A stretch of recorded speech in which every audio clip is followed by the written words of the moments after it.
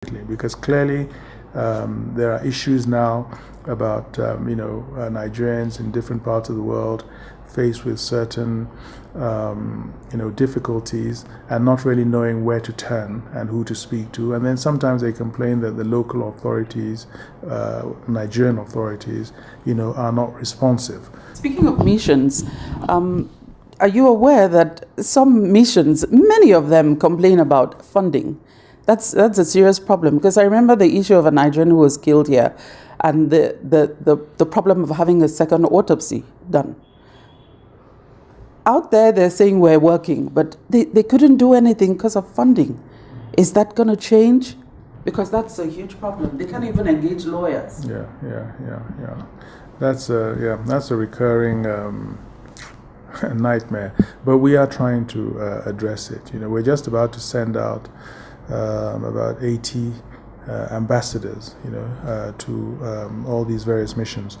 And we're working with the National Assembly, who have to, of course, approve the budget and appropriate the budget on the best way to ensure that these missions are getting their funds directly and also holding them to account with respect to the management of the resources they have at their disposal.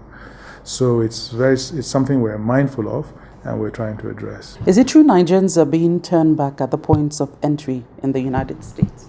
Is there any truth in that? And if so, is anything being done to address it? There are a lot of Nigerians who asked me whether they could go to the US, whether there was a problem. We met with the US High Ambassador and the State Department, and they told us that there's absolutely no problem, that any Nigerian with valid travel documents has absolutely no problems in getting into the US.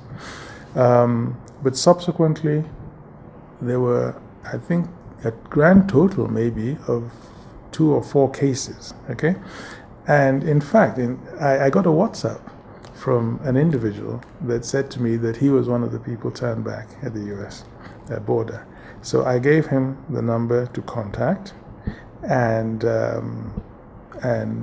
to come to the ministry. That was the last we heard from this person. I wouldn't want to say that these claims are untrue or anything else, but if whoever it is comes to either a Nigerian embassy or if they come back to Nigeria, to the Ministry of Foreign Affairs, I will personally take up the matter with the U.S. ambassador. Will there be any shifts, in Nigeria's foreign policy thrust, given recent global events or developments like Brexit? Is there going to be a shift? Is there going to be a tweaking? Anything changing? Yes. Well, we still have to see how these things pan out.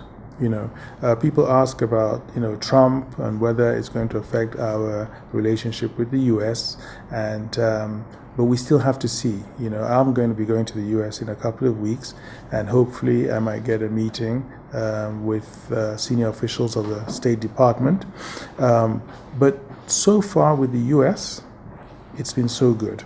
Okay, with Europe, we'll have to see. There's some important elections coming up in France, in Germany, Brexit in the UK, and we'll have to see the lie of the land after those elections.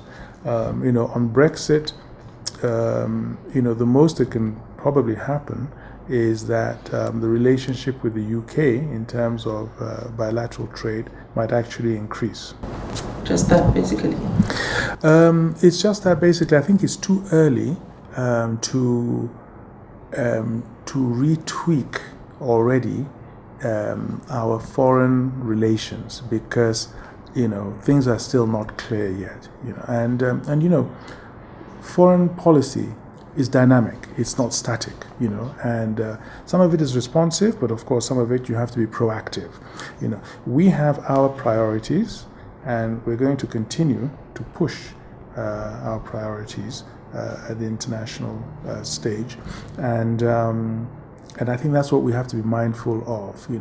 Not thinking too much about what what's happening internally in those countries. Of course, we have to keep our eyes on those developments, but I think that it has to be to the extent that they impact on our national interests, then we have to take the appropriate measures. And for now, we haven't seen any developments in those countries that will impact negatively on our direct national interests.